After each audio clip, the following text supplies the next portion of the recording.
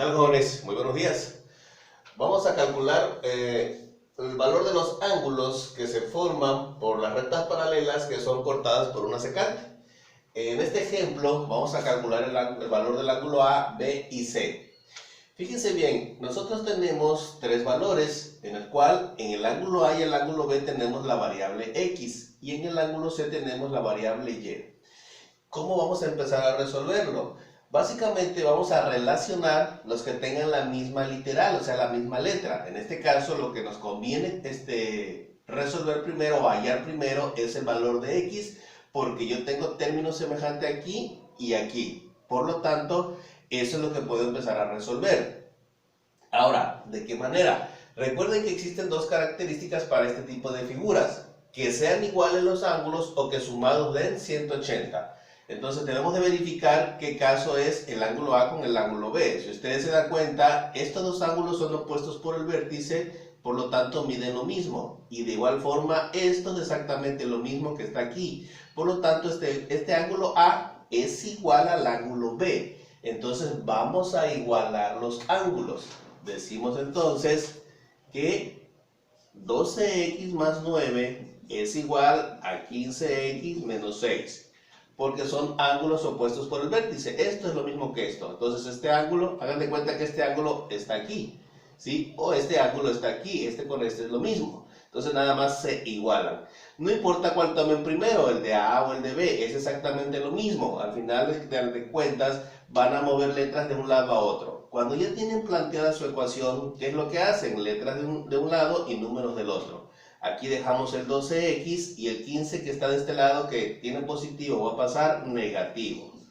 Escribe primero lo que quedó de este lado. Ya movimos el 15, por lo tanto quedó el menos 6. Lo dejamos con su mismo signo porque está en el segundo miembro. Este que no tiene letra lo vamos a pasar con signo diferente.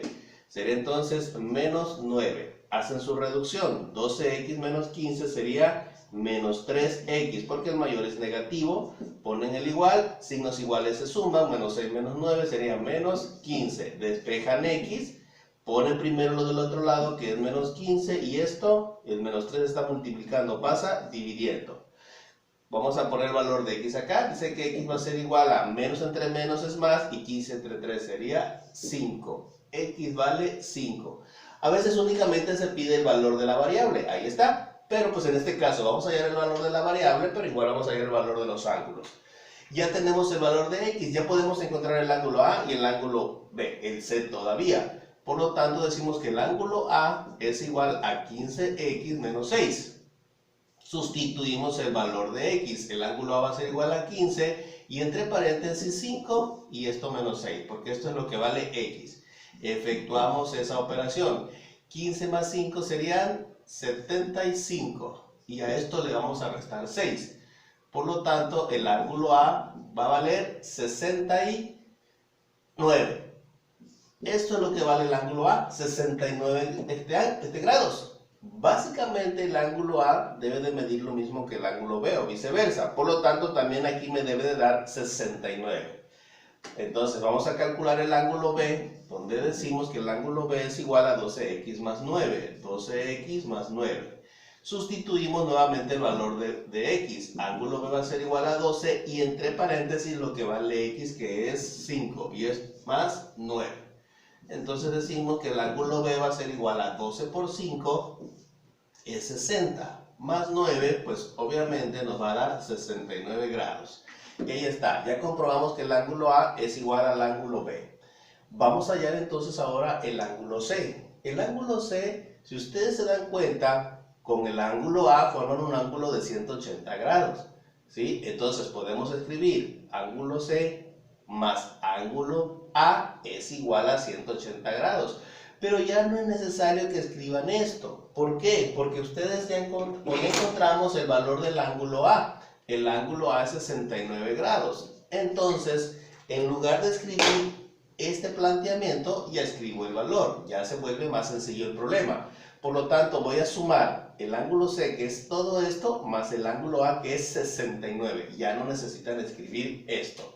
Entonces sería 10y más 11 más 69 igual a 180. ¿Sí? Esa es la forma en que van a resolver el problema. Entonces aquí tenemos una sumatoria que nos va a decir que 10y va a ser más, hacemos esta sumatoria que serían 11 más 69 serían 80 igual a 180.